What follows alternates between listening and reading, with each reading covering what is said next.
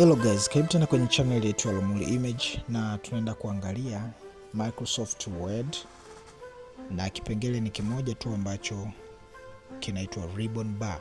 Katika ribbon bar, ambao hawaifahamu, ni hii bar ya hapa juu ambayo inakuwa ina hizi tools mbalimbali ambazo unaweza kuzitumia wakati unaandika.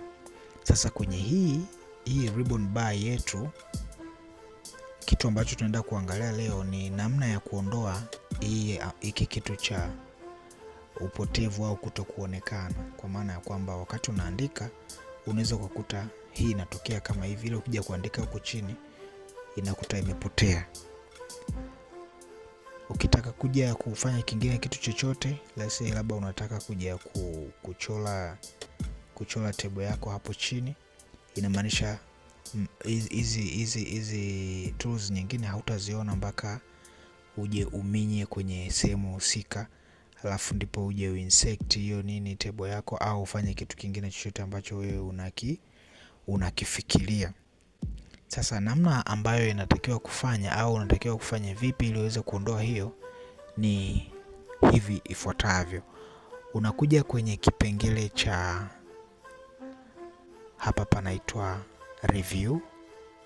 Ukija kwenye review, kuna option utaiona hapa mwishoni ina pin, na inaweza ikawa sio kwenye review, sehemu yoyote ile, kwa sababu ukigusa sehemu yoyote utaona ile pin bado inaonekana pale. Kwa mfano ukirudi home utaiona ile pin bado iko pale, ukienda kwenye insert utaona ile pin bado iko pale. Kwa hiyo hii pin sasa ndio pin ambayo inasababisha hii ribbon iwe inaweza kutoka, kwa maana iweze kuonekana au isiweze kuonekana. Kwa hiyo unachokifanya, unakuja unaitoa hiyo pin kwa kuminya mara moja. Kwa hiyo ukishaminya, inamaanisha kwamba ile pin yako ya ribbon yako sasa ina uwezo wa kuwa inaonekana wakati wote wakati unafanya kazi. Kwa namna nyingine unaweza ukaendelea kufanya kile unachokifanya pasipo kuhofia kwamba au kupata changamoto ya kuanza kuminyaminya huko juu. Unaweza ukafanya chochote ambacho unakifikiria kukifanya kwenye hiyo kazi ambayo unataka kuifanya. Kwa ni namna fupi, na ukitaka tu kuja kuirudisha tena ni kuja kwenye hii option hapa, inabadilika. Badala ya kuwa ile pin kuna mshale ambao ni kama unaonesha juu.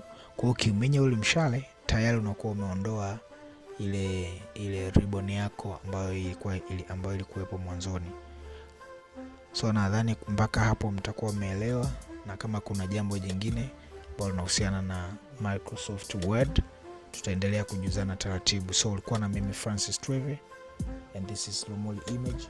Ciao.